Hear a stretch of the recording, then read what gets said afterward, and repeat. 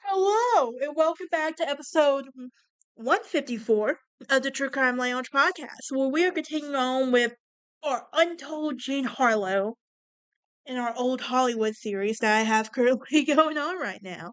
Um, Last episode we did an overview her early marriages and her early marriage, her early films. So this episode we're going to be talking more about her films, her career in the true crime that brought her into the case that brought her into the true crime world. Um, if you're new here, hit that like button, ring that bell for notifications. Also, please subscribe. Help a girl out.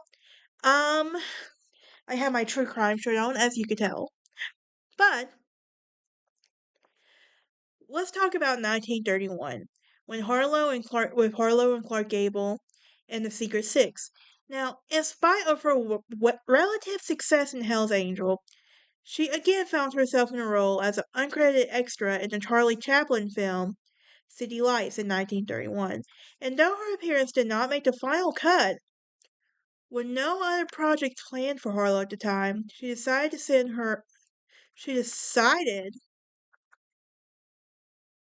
um Hughes decided to send her to New York, Seattle, and Kansas City for Hell's Angels premieres.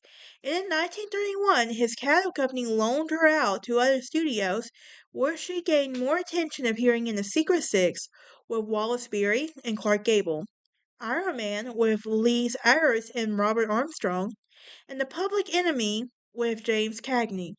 Even though her, Even though the success of these films ranged from moderate to hit, Harlow's acting abilities was mocked by critics, and Hughes sent her on a brief publicity tour in order to bolster her career. But this was not a success, as Harlow dreaded making personal appearances. Same girl, same. Now, Harlow briefly dated gangster Abner Zillman, who bought her a jeweled bracelet and a red Cadillac, and he made a large cash loan to studio Harry Kahn to obtain two picture deals for her at Columbia Studio. The relationship ended with her reportedly referred to when he referred to her as in the derogatory and vulgar terms when speaking in other associated crime figures, as revealed in the secret surveillance recordings. Now, Columbia Pictures first casted her in Frank Capra's film with Loretta Lynn, originally titled Gallagher for the Young Lee's character for Platinum Blonde to capitalize on Hughes. Publicity for Harlow's platinum hair color, and though Harlow denied her hair color was bleached, the platinum blonde was reportedly achieved with a weekly application of ammonia, Clorox bleach, and Lux soap flakes, and the process would weaken and damage her naturally ash blonde hair, and many female fans began dyeing their hair to match hers, and Hughes' team organized a series of platinum blonde clubs across the nation, offering a prize of $10,000 to any beautician who could match her shade. No one could, and the prize went unclaimed. But publicity scheme worked, and the Platinum Blonde nickname stuck with Harlow. And her second film for the studio was Three Wise Girls in 1932 with Mae Clark and Walter Byron, in which she was top billed for the first time. Now, Paul Barton would then arrange with Hughes to borrow her for MGM's The Beast of the City in 1932, which will co-star Walter Huston. After filming, Byrne will book a 10-week personal appearance on the East Coast. To such a surprise, especially Harlow herself, um, she packed every theater in which she appeared, and often appearing in a single venue for several nights. Now, despite critical disparagement from in poor roles, her popularity and following were large and growing. And in February 1932, the tour was extended by 6 weeks. Now, according to Faye, Faye Ray,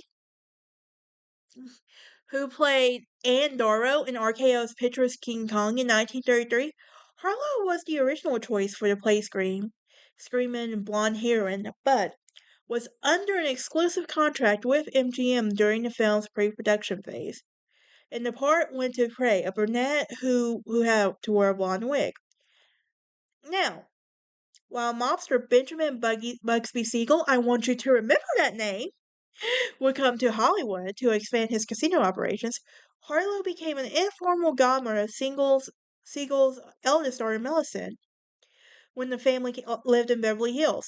And in 1930, now, Paul Byrne was now romantically involved with Harlow and spoke to Louis B. Mayer about buying her contract out. With Hughes, signed her to MGM, but Mayer declined.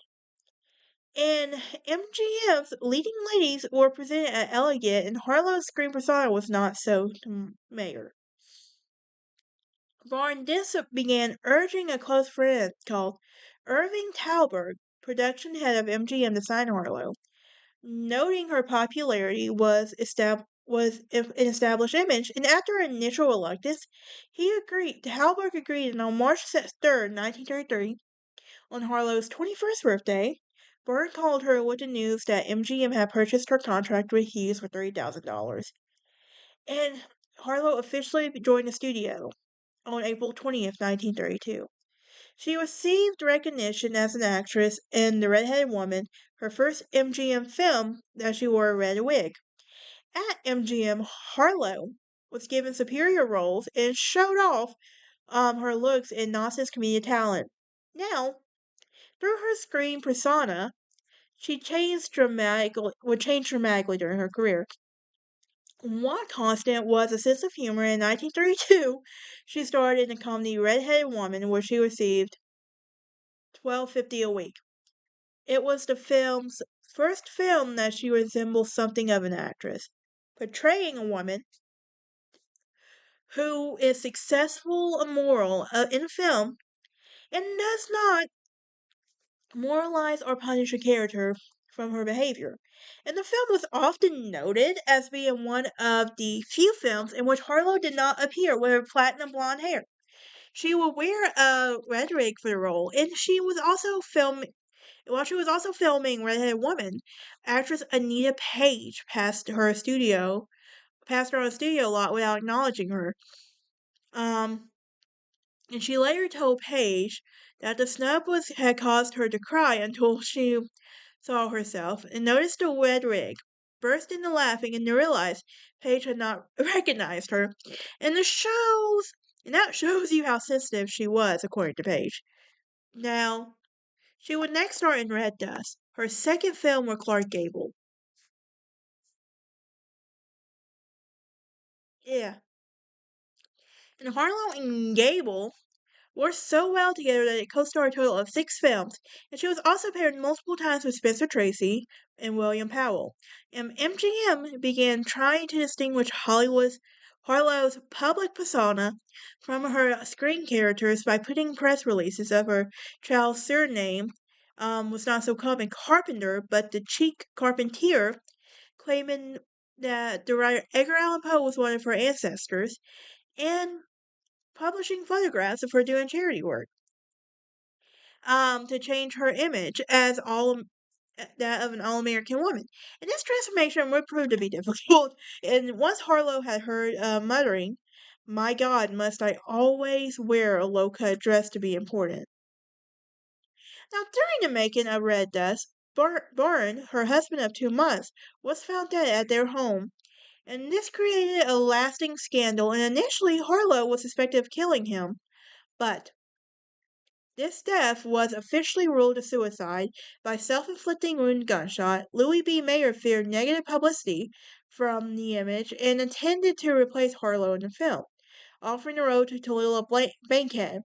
Bankhead was appalled by the offer and wrote in her autobiography, "To damn the radiant Jean for her misfortune of another would be one of the shabbiest acts of all time." And I told Mr. Mayer as much. Now, Harlow would keep silent, survive the ordeal, and become more popular than ever. In a 2009 biography of Byrne, it was asserted that Byrne was in fact murdered by a former lover, and the crime scene rearranged by MGM execs to make it appear as Byrne killed himself.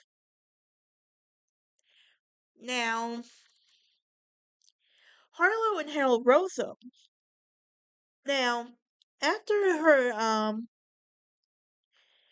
after his death, Harlow began a discreet affair with boxer Max Baer, was separated from his wife, Dorothy Donmar, was threatened with divorce proceedings, naming Harlow as a co-respondent for alienation of affection, a legal term for adultery. And it was during it was and this affair would result in Harlow becoming pregnant, which led to an abortion to avoid further scandals. And after Byrne's death, the studio did not want another scandal and diffused the situation in arranging a marriage between Harlow and cinematographer Harold Rosen. And Rosen were friends, and Rosen went along with the plan, and they quietly divorced 8 months later.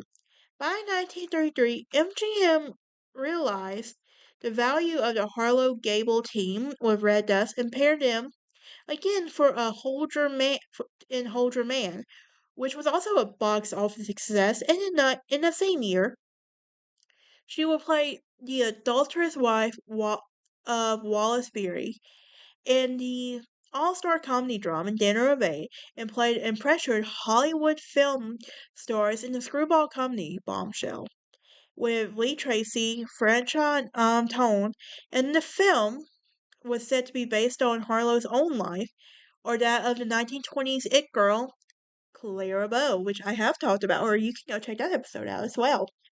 Now, the following year, me and my brain. Anyway, I gotta blow my nose after this. Now, the following year, she was teamed up with Lionel Barrymore. Why does that name sound so familiar? The Barrymore Dynasty. You're right. In tone in The Girl from Missouri. And the film was also the studio's attempt to soften her image, but she suffered from censorship problems, so much that it was the original title, Born to be Kissed, that had to be changed. And after the hit Hold Your Man, MGM would cast the Harlow Gable team in a more successful film, China Seas, with Wallace Beery and Rosalind Russell, and Wife vs. Secretary with Mona Loy and James Stewart.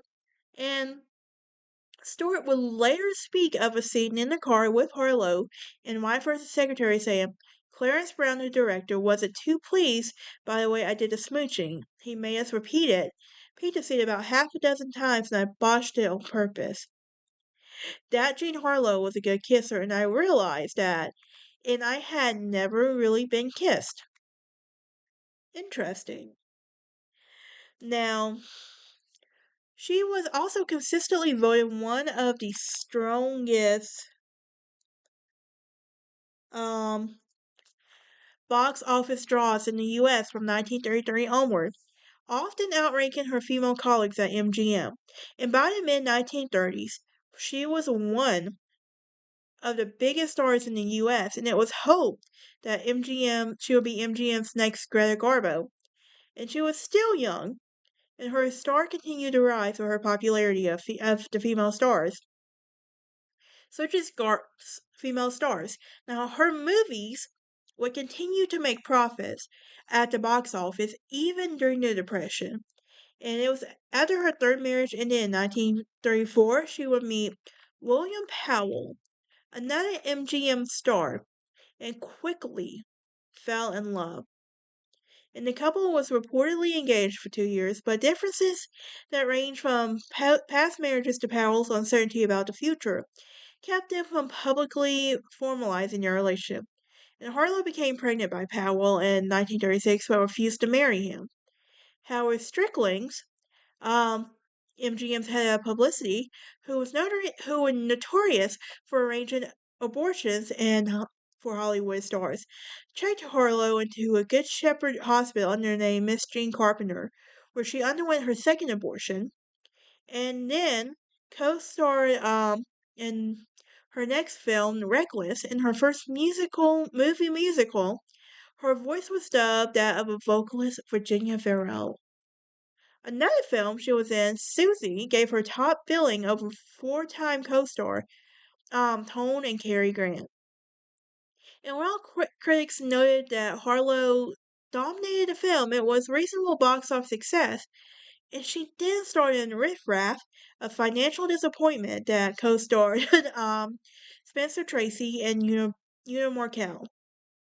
Afterwards, the release of a worldwide hit Libel Lady, in which she was top billed over Powell, Loy, and Tracy, built good reviews for Harlow's comedic performance. And during the filming, Jean Harlow was involved with William Powell, while Spencer Tracy was having an affair with Martin Lloyd. And she then filmed the W.S. Van Dyke's company Personal Property, in which will co-star Robert Taylor. And it was filmed Harlow's final completed motion picture for appearance. Now let's talk about her illness and her death. In January of 1937, Harlow and Robert Taylor traveled to D.C. to take part in fundraising activities associated with FDR's birthday for organized later known as the March of Dimes. And Harlow had campaigned for Roosevelt in 1936. In the 1936 U.S. presidential elections, and 2 years earlier for Upton Sinclair in 1934 for the California gubernatorial election. And the trip was physically taxing for her, and where she contracted the flu, and she recovered in time to attend the Academy Awards with William Powell. I wonder if that's in relation to Glenn Powell. I'm very curious. Now, filming for Harlow's final film, Saratoga, would co-star Clark Gable, and was scheduled to begin in March of 1934. However, production was delayed when she developed sepsis for multiple wisdom teeth extraction and had to be hospitalized. Almost 2 months later, she did recover, and she would begin shooting April 22nd, 1937, where she would appear on the May 3rd cover of the magazine and photographs by Martin McCaskey. And on May 20th, 1937, while filming Saratoga, she would begin to complain about illness. And her symptoms were fatigue, nausea, fluid retention, abdominal pain, and she did not seem very serious to the studio doctors, who believe that she was suffering from cholecystitis and influenza. And this doctor was not aware that Harlow had been ill during the previous year, where she with a severe sunburn and the flu. Well, and her friend and co-star Una Markel noticed Harlow's on-set weight gain, gray pallor, and fatigue. And on May 29th, when Harlow filmed a scene in which her character had a fever, she was clearly sick, and then her character leaned against her co-star Gable between takes and said, "I feel terrible. Take me back to my dressing room." She requested the assistant director, William Powell, who turned and left the movie set, in order to escort her back home. Now, the next day, Powell will check on Harlow, and she was discovered that her condition did not improve. And he contacted her mom and insisted that she cut her holiday short to be by her daughter's side. And Powell also summoned a doctor, and because Harlow's previous illness had delayed the shooting for 3 movies, initially there was no great concern regarding the latest bout of the recurring illness. On June 2nd, it was announced that her latest bout that she was suffering from the flu. And Ernst Fishbaugh, who had been called to Harlow's home to treat her, diagnosed her with an inflamed gallbladder, and her mom told MGM that Harlow was feeling better on June 3rd, and co-workers expected her to be back on set on Monday, June 7, 1937. Now, when she did not return to set, a concerned Gable would visit her and later remarked that she was severely bloated and that, sorry, the fridge was making a weird sound. Anyway, she was severely bloated, and that he smelled urine in her breath when he kissed her, both signs of kidney failure. Now, Leland, a friend of Fishbaugh, Leland Chapel, was called in to give a second opinion, and Chapel recognized that she was not suffering from an inflamed gallbladder, but instead the final stages of kidney failure. And on June 6, 1937, Harlow said that she could not see Powell clearly and could not tell how many fingers he was holding up. That evening, she was taken to the Good Samaritan Hospital in LA, where she slipped into a coma. The next day at 11:37, she would die in the hospital at the age of 26. And her cause of death was given as cerebral edema, which was a complication of kidney failure. Now, for years, rumors would circulate that Harlow's about her death, and that she claimed that her mom had refused to call a doctor because she was a Christian Scientist, or that Harlow had declined hospital treatment or surgery. Yeah. Now, from the onset of her illness, Harlow had been attended to by a doctor and was resting at home, and the nurses who also visited various equipments brought in from a nearby hospital. And her grayish complexion, recurring illnesses, and severe sunburn was the signs of the disease. And toxins also adversely affected her brain and central nervous system. Now, Harlow was suffered from scarlet fever when she was 15. And speculation said that she suffered a post rhetorical glorpitis from following the event. Now, this may have caused high blood pressure and ultimately kidney failure, but has been suggested. Her death certificate lists her cause of death as acute respiratory infection, acute neuritis, and uremia. Now, her funeral was held on June 9th, 1937 at Weekirk in the O'Hare Chapel and Forest Lawn Memorial in Glendale, California. And she was interred at the Great Mausoleum in a private room multicolored marble, which William Powell bought for $25,000. And she was laid to rest in a pink negligee that she had worn in Saratoga. And her inscription would read, "Our baby." Now, MGM planned to replace Harlow in Saratoga with either Jean Arthur or Virginia Bruce, but because of the public's objections, the film was finished using three doubles. And rewriting lines without her. And the film was released June 23rd, 1937, less than 2 months after her death, and was a hit, grossing 3.3 million worldwide rentals, become the highest grossing film of the year and the highest grossing film of Harlow's career. Alright, that is it for this episode. Join me in our final episode for this series, and we'll talk more about Miss Jean Harlow.